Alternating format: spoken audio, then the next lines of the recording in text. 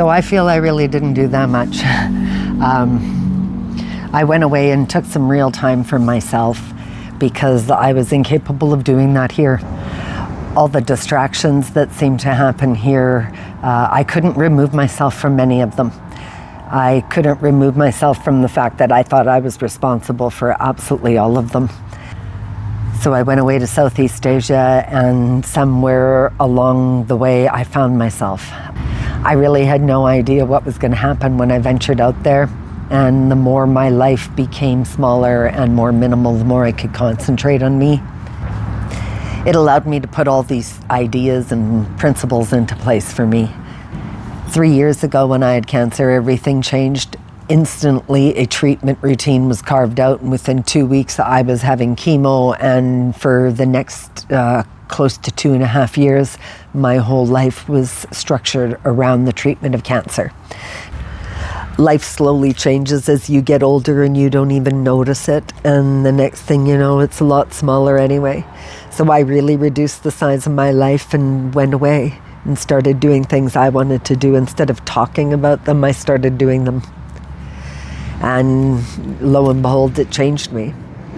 I have tried all sorts of things, and especially since I have certain conditions, inflammation is not good, as well as I have a thyroid that doesn't work for nothing. So what I eat is important and what I take in is important, but if I don't take care of myself, it doesn't matter what I'm putting in me, I'm already fighting against it. I wasn't too sure about how much I wanted to change my diet, so the one thing I did change was my intake of water. The fountain of youth, you've heard that term. Well, I believe the fountain of youth is basically water. Doesn't matter where it comes from, it's water. You need it, we need it. But I believe the biggest change to make is removing the stress from your life. So I was fighting my cancer, and I was about a year into it, and I just completely crashed, I guess. And I ended up reading a book, When the Body Says No, by Gabor Mate. It truly changed my life. It's the way I always felt about things since a young girl and couldn't explain it. And here I was reading a book, and it was all explained for me. And after reading that book, it was like for once and for all, I decided I wanted to live, and the changes that I have to put in place are for me and not for you. And my health and my conditions are what I have to take care of and not what you have to take care of. So even though you might be able to appreciate what I'm going through, you don't have to change what I have to change. Just like I can't be telling you right now what exactly to change. I find it so interesting how the universe can bring everything together when you're ready and when you need it. It's like as if the door opens for you and you get exactly what you need. The way some people can handle life and stress is good. Me, I thought I was handling it, and it breaks out in physical conditions after a while. I have conditions that I live with. I'm 60 years old. I've had a full life. When I was around 15, I was diagnosed with ankylosing spondylitis. And go figure, my whole life I've been pushing through and trying to think that these things are miraculously going to heal themselves or change, and they don't. The only thing that really happens is you get a little older, but it starts hurting a lot more. So I've just tried to put simple routines into place for me. I ended up going to Asia, and while I was in Asia, I changed the way I ate. And when I came back here, I've continued to hold on to that same way of eating. And it works better for me. An Eastern diet as opposed to a Western diet. I've started to eat a more varied diet instead of going and eating the, broccoli and cauliflower and the things I normally eat. I try to pick something new from the produce department and try something new. Get my body working on something different, feeling something different, change. I think I was just consistent and determined to not feel the same way I've been feeling.